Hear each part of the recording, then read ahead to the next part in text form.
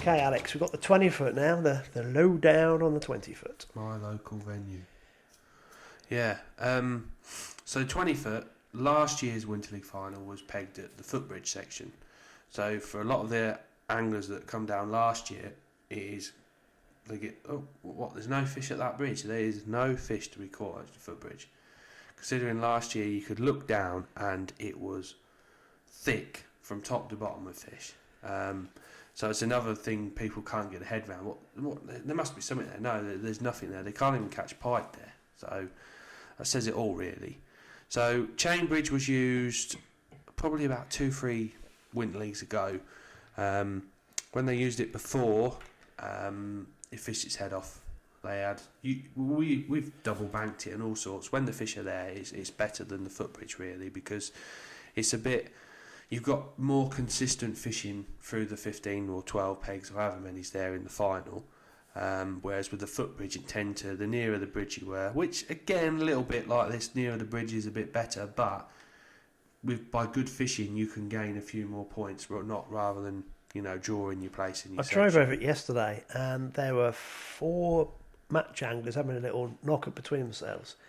From your sketch there, they would have been on pegs 5, 6, 7 and 8.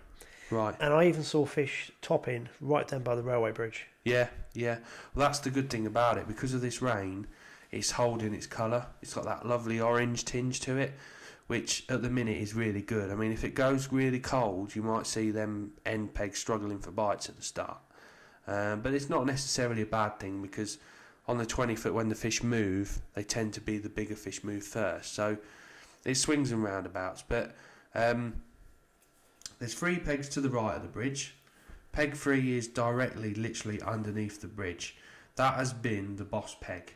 In all the Hayjacks in our winter leagues this year, that has won the section every time. And every time it's been, I think, £29 like the lowest winning weight, which is, brilliant fishing. Last match on there, Graham at Welton had £36, something like that. There's a few bits and bobs, rudd and things, but generally the roach are a better stamp, and you can catch them really short, 4 plus 1 section. Some people fish whips. It all depends on what you're used to and what you like. The key thing with the 20 foot really is be really aggressive with your feeding, aggressive with your rigs. You're coming back with a fish every chuck, but you just need to catch the right stamp fish. So that is key. This area here, probably 7, 8, 9, 10, that sort of area, it's quite snaggy. I mean, it's snaggy all the way through, but it has been fished a bit more now, and there's people have been pulling bits out, and you know what it's like, they're slowly clearing the pegs. But so make sure you got plenty of hook lengths for the 20 foot. That's one thing, whether it's for pike or it'll be mainly for snags on the bottom. So 1, 2, 3 to the right of the bridge, obviously parking just off the road nice and safely. That is one thing with a 20 foot. You got to be parking safely, because it is a busy main road and we don't want accidents happening. Rig wise, I don't set up too much. It's probably the easiest of all the venues we fish to set up. I normally set up, depending on what it's doing, sometimes I'll use like a pencil style float. I'll just get some of these out. Either the Sensus Guillaume or the new AS pencils from Drennan, which are really good because you can pull the tips out, which is really good. Cut them down, shorten them, which I do like to shorten them a little bit.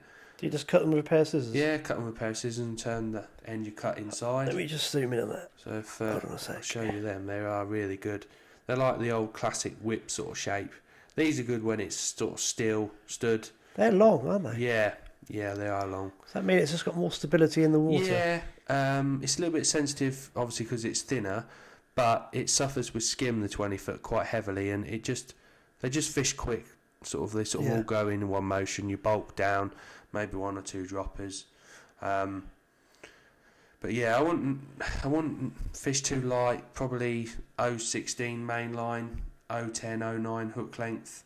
I tend to use stream, which I know I've sort of covered in a lot of the podcasts before, but it's it's not quite as stiff as fluorocarbon, but then still has the qualities of normal mono. It's nice colour as well, 0.9 or 0.10. Hook wise, Hayabusa 128s or Sode lights. A lot of anglers do use big hooks, but use what you're comfortable with, sort of an 18. Some use 12s, 12 in a Sode light is probably about a 14, but so yeah, that's the sort of float and the setup I'll be using if it's not flowing. But the favourite probably float, if you had to pick one float to do everything, would be the Colmic Jolly. Normally as a rule of thumb, I tend to use these. They're I normally go sort of 1.5 grams, 2 and a 3 gram, and if it's flowing I'll even put a 4 gram up as well. What I tend to do with these jollies, because they're plastic bristle, you can just cut the bristles down as well. Just when, sometimes on these drains you want a short bristle so the float goes in and settles quick and fishes quick and sees your bite, or shows your bite, sorry. So jollies, you've got to have them on the 20 foot. They're just fantastic floats, really. The other thing, because I tend to use the 4-in-1 method, or top kit plus one up it, when you swing into hand, you don't want too much elastic in your top kits, because if you're using a standard 6 web and you've got a bit bigger fish, by the time you go to swing it in, the fish is sort of still on the water. So to compromise for the two, what I use is a hollow elastic. It's the only time I do use hollow on the drains, and that's a 7. And I just put it through my sort of top one of a diver pole, or any pole really. And it's initially soft, so if you do hook sort of your average sort of ounce sort of size fish, and then you do get a bit better stamp one, you can just sort of lift your arm a little bit more, and it's everything straight to hand, so you're not stretching or sort of getting out of your rhythm of catching, because you're going to need probably 450 to 500 fish on the 20 foot. And if you can sort them better stamp fish out, you're looking for £30, which is a lot of fish. So your kit needs to be up to scratch, everything needs to be silky smooth. And so that is the key thing with a 20 foot, is just being prepared. Don't overcomplicate things too much. It's nice, comfortable, park behind your peg. You need a platform again, get nice and comfortable, and just be efficient and smooth, really. I would say £35 you'll need to win that section, especially if you get an angler that's got it sorted on peg 3. You'll have a job to beat him off that peg. And that'll be just one section. Yeah, so that's one half of the section, and the other half will be on factory bank.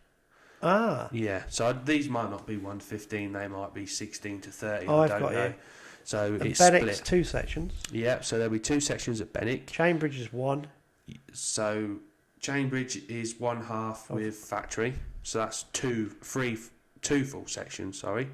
And then there's 3 full sections at March, 90 pegs at March, from basically the bypass bridge up to peg 1, missing sort of the clock tower and that out. So that'll be the pegging, same as last year. I know a few people were sort of asking about the sort of the 4th venue to be confirmed, and was like, oh, where's so it's just going to be the same as last year, pretty much. Perfect. Yeah.